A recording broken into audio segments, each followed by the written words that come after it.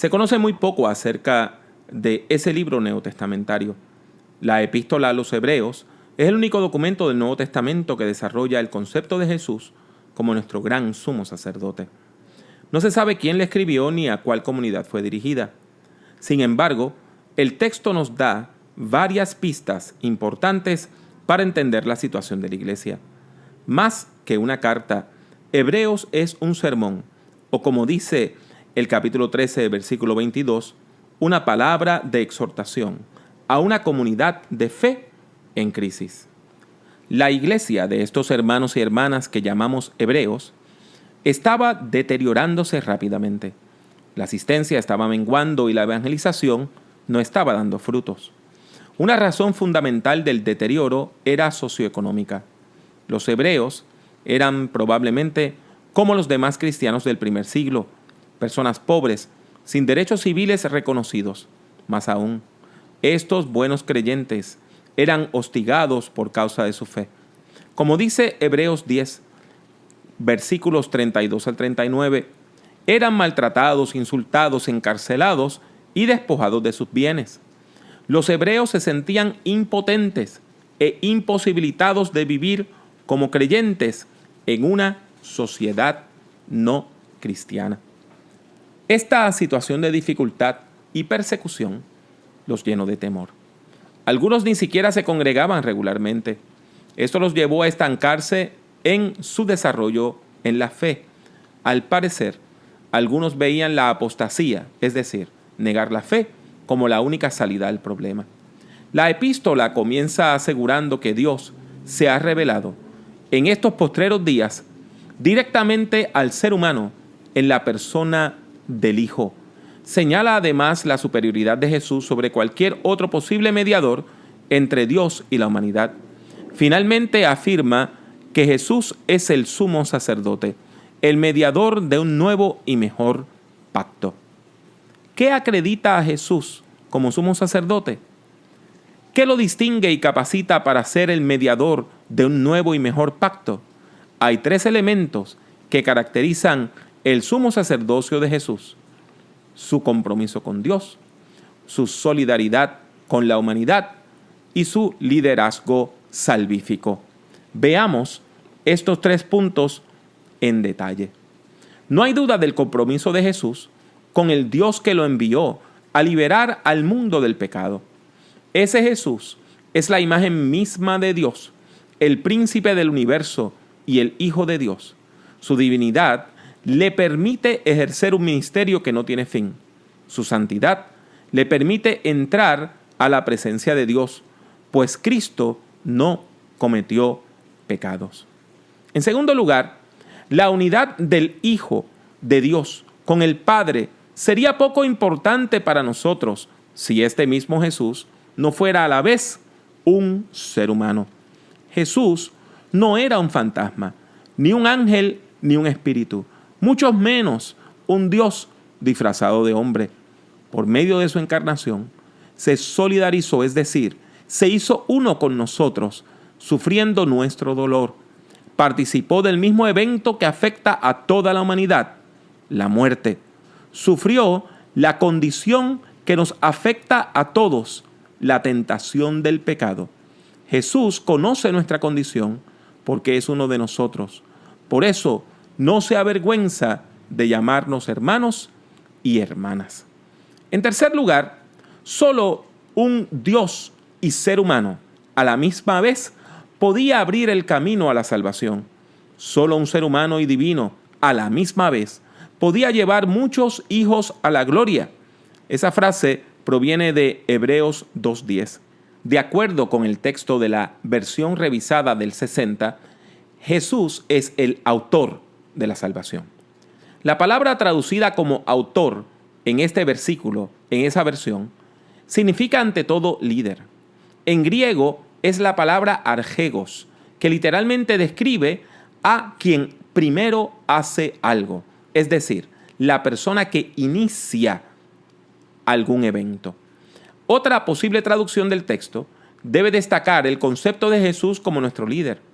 No solo lo dice Hebreos 2:10, sino Hebreos 12:2. Puestos los ojos en el líder de nuestra fe. El ser humano, que antes estaba totalmente perdido, ahora tiene un líder que ha abierto el camino a la salvación. Ese líder es Jesús. En Cristo encontramos el modelo de liderazgo que debemos seguir en nuestra vida cristiana. Estas son algunas cosas que podemos hacer para aplicar el modelo de Jesús en nuestras propias vidas.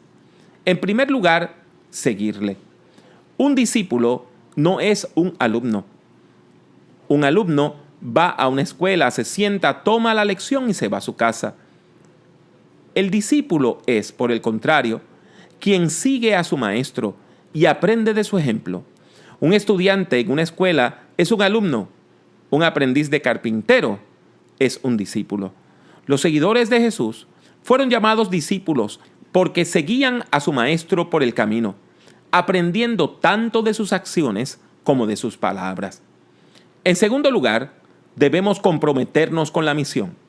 Jesús estuvo tan comprometido con su misión que, dejando a un lado el gozo que le ofrecía su divinidad, sufrió la cruz, menospreciando lo propio. Del mismo modo, el líder cristiano debe dejar a un lado todos esos detalles que tanto distraen para ocuparse en su vocación y misión. Dios nos ha dado la tarea de sanar a un mundo dividido por el pecado. La iglesia es el instrumento de Dios para proclamar la llegada del reino de Dios, un nuevo orden donde el pecado, los vicios, el hambre, la miseria y la pobreza no tienen cabida. Sin embargo, a veces nos olvidamos de nuestra misión. Los personalismos, las pugnas internas, las diferencias políticas, la resistencia al cambio y la sed de poder, en ocasiones nos impiden cumplir nuestra misión con efectividad. En tercer lugar, para seguir a Jesús por el camino, debemos solidarizarnos con los demás. El ejemplo de Jesús en torno a la solidaridad es claro.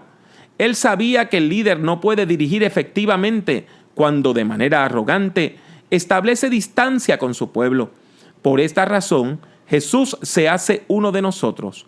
Por eso se encarna. Por eso se hace humano. Por lo tanto, el líder cristiano debe identificarse con los suyos y ser parte integral del grupo. Debe conocer cómo piensan, compartir sus esperanzas, llorar sus penas y gozar sus alegrías. Finalmente, consideremos algunas implicaciones prácticas para el liderazgo cristiano. Jesús es nuestro líder modelo. El verdadero líder cristiano es aquel que está comprometido tanto con la misión que Dios le ha encomendado como con el pueblo de Dios en su expresión más amplia. Si unimos esta base teológica al objetivo pastoral de la epístola a los Hebreos, podemos sacar algunas recomendaciones prácticas para el desarrollo del liderazgo en la iglesia de hoy. El líder sabio sabe leer eficazmente la realidad de su comunidad, pues está plenamente identificado con su pueblo. Tiene capacidad de presentar ideas y recomendaciones positivas, claras y pertinentes. También es enfático a la hora de señalar y denunciar las opciones negativas que deshumanizan, hieren y destruyen a la humanidad. El líder eficiente valora la potencialidad de los demás y los ayuda a desarrollar al máximo sus capacidades. Trata de encontrarle sentido al sufrimiento de su pueblo, ofreciendo consuelo y esperanza. Su vida constituye un ejemplo digno de imitar. Su liderazgo no es teórico, sino práctico. Tiene un claro compromiso con la vida y con Dios. No se presenta como un ser sobrenatural al cual no le afectan los embates de la vida. Al contrario, su calor humano es la base de su autoridad. Su liderazgo lo demuestra en el servicio. Servir a Dios es equivalente a servir a los demás. No le teme al trabajo arduo y sabe correr riesgos cuando el trabajo es peligroso. En resumen, podemos afirmar que el líder eficiente, el líder eficaz, el líder efectivo es la persona que sigue el modelo de Jesús. Por tanto, nosotros también Teniendo en derredor nuestro tan grande nube de testigos, despojémonos del pecado que nos asedia y corramos con paciencia la carrera que tenemos por delante, puestos los ojos en Jesús, el autor y consumador de la fe.